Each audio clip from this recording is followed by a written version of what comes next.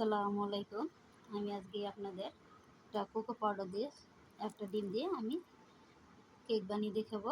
আমি এখানে ডিমটা নিয়ে নিয়েছি। যাদের ফ্রিজে রাখেন তারা ওটা বের করে নর্মাল থেকে বের করে রেখে দিবেন। আমি 1 ঘন্টা যাবত বের করে রেখেছি।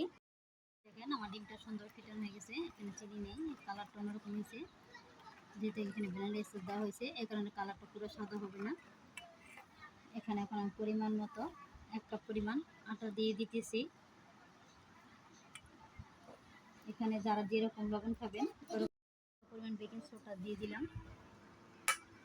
এখানে আমি এখন যেহেতু আমার জাল করা দুধ আছে আমি ওই তরল দুধটাই ব্যবহার করতেছি। হালকা পরিমাণ দিয়ে দেবো, একটু একটু করে দিব আর মিক্সার করে নিব।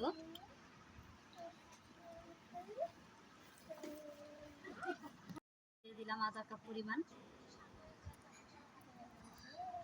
এটাকে এখন আমি একসাথে মিক্সার করে নেব সুন্দর করে। এখানে দেখি আমার এটা কত সুন্দর হয়ে গেছে, এটা বানানো হয়ে গেছে। আটার এইটারে আমি আর এই দিকে এখন যেটার মধ্যে দিয়ে দিব। এটা দেখেন ব্রাশ করানো হয়ে গেছে, এটা ব্রাশ করে নিচ্ছি আমি। আর এটা দেখেন এখানে এখন আমি ব্যাটারটা ঢেলে দিতেছি। আমি এবার কাগজ দিব না নিচের তলিতে, অনেকে বলে পোড়া পোড়া বলে গন্ধ পায়, এই জন্য কাগজ সারা দিয়ে দেখিয়ে দিতেছি। এবার এখানে ব্যাটার ডালা হয়ে গেছে আর এটা আপনারা সুন্দর করে একটু ড্যাব ড্যাব করে নেবেন, যেহেতু এটার মধ্যে যেন ফুট বাতাস থাকলে বের হয়ে যাবে। আর অনেকে ভাবতে পারেন যে আমি এখন একটু এরকম দেখা যাইতেছে কেন, আসলে আমি আমার বাবার বাড়ি আসছি, এখানে সব কিছু একটু অন্যরকম। বাবার বাড়ি আসলে মেয়েরা আসলে একটু খুশি হয়। আর এখন চুলায় দেখেন এখানে হাঁড়ির মধ্যে একটা স্ট্যান্ড বসিয়ে দিছি। এখন এটার মধ্যে আমি বেক করবো। এটাকে অন্তত 30 মিনিটের আগে দেখার চেষ্টা করবেন না। এই 30 মিনিট হলে দেখবেন একটু টাইমটা কারো কম বেশি হতে পারে। এটাকে আমি এখন সিলভারের ঢাকনা দিয়ে ঢেকে দিতেছি।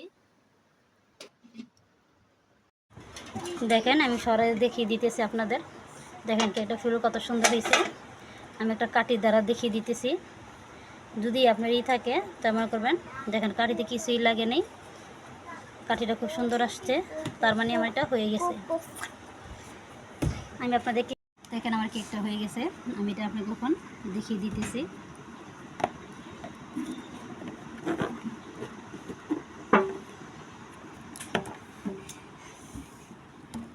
দেখেন দেখেন সব হয়েছে। আমি আপনাদের দোনো পিঠ দেখিয়ে দিতেছি। এই পিঠটাও দেখেন কত সুন্দর হয়েছে। আর এটা দেখেন, আর আমি আপনাদের বলছিলাম যে আমি কাগজ ছাড়া বানিয়ে দেখাবো। দেখেন আমি কাগজ দিই নেই, যেহেতু এটা একটু হালকা হয়েছে এভাবে। তা আপনার যদি ভালো লাগে সাবস্ক্রাইব করে আমার পাশে থাকবেন। আজকের মতো এখানে বিদায় নিতেছি।